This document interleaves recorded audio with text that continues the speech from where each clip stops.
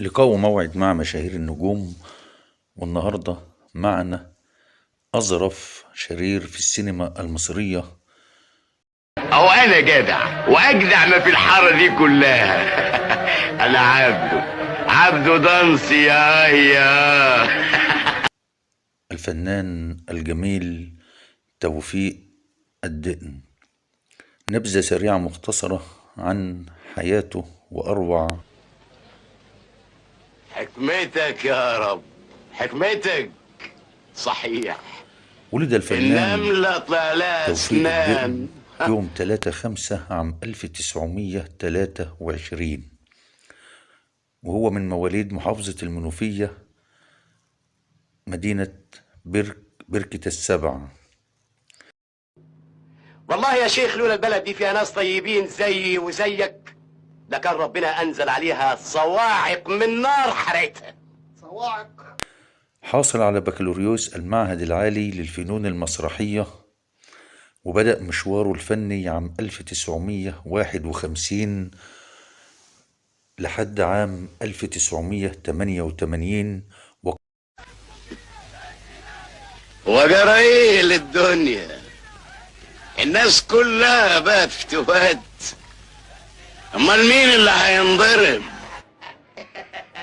احلى من الشرف مفيش. قدم في هذه الفترة أكثر من 100 عملا فنيا في السينما والتلفزيون والمسرح.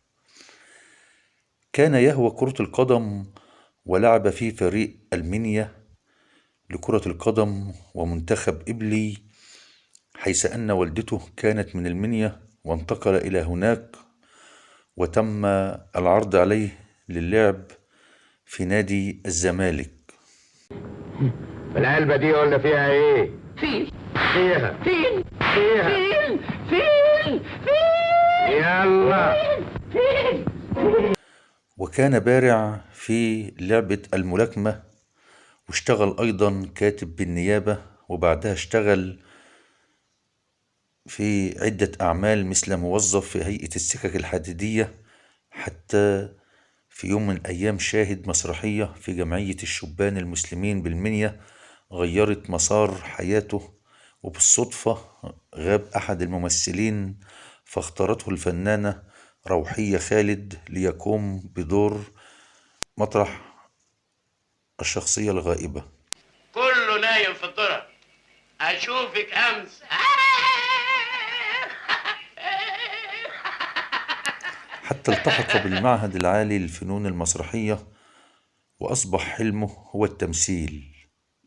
ورغم رفض والده الذي كان يتمنى له أن يكون ابنه أزهريا، ولكن والدته شجعته ودخل المعهد العالي للفنون المسرحية.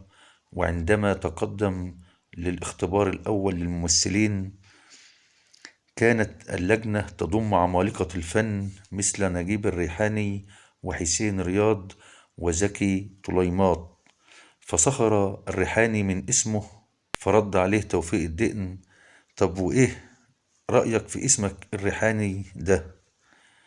ففكرت اللجنة أنه متعال ومتكبر، فرسب في الامتحان.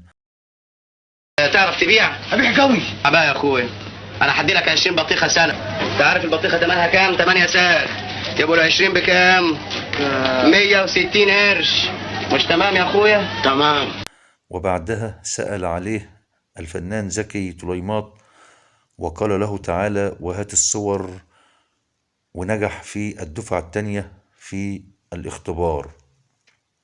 في خلال تعليمه اشترك ككومبارس في بعض الأفلام، واشتغل مع فرقة إسماعيل ياسين، ودخل فرقة المسرح الحر لمدة 7 سنوات، ثم دخل المسرح القومي وأصبح من أهم نجومه. حيث انك كتبتها تحدي يبقى 3000 جنيه مهر والشبكه والبيت وعبد الحليم حافظ يرقص في الفرح.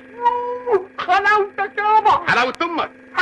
اشتهر من خلال ملامحه الغليظة التي أهلته لأدوار الشر، واستطاع أن يكسب دور الشر بطريقة فكاهية جعلت منه وغدا مع تردد عبارات ظلت خالدة في أذهان الجميع مثل أحلى من الشرف مفيش، احلى من ويا الشرف يا مفيش. وصلاة النبي أحسن.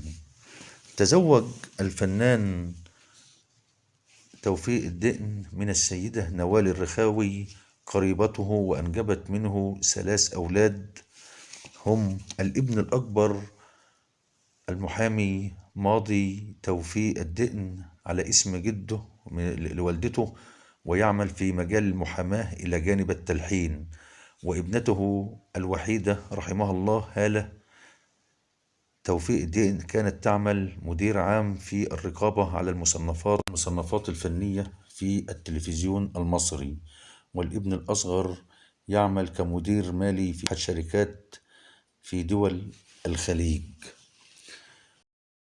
تصدق وتآمن بالله، انا مأمور مركز بشرف. انا عمري ما تدخلت في الانتخابات. بعد كده بمنتهى البساطه اروح واخد صندوق الاصوات وحاطه في الدرع، وحاطط مكانه صندوق الاصوات اللي احنا موظفينه على بالليل. رحل عن عالمنا الفنان الجميل توفيق الدقن يوم 26/11 عام 1988 عن عمر يناهز 65 عام. دي كانت نبذة سريعة عن النجم الجميل توفيق الدقن.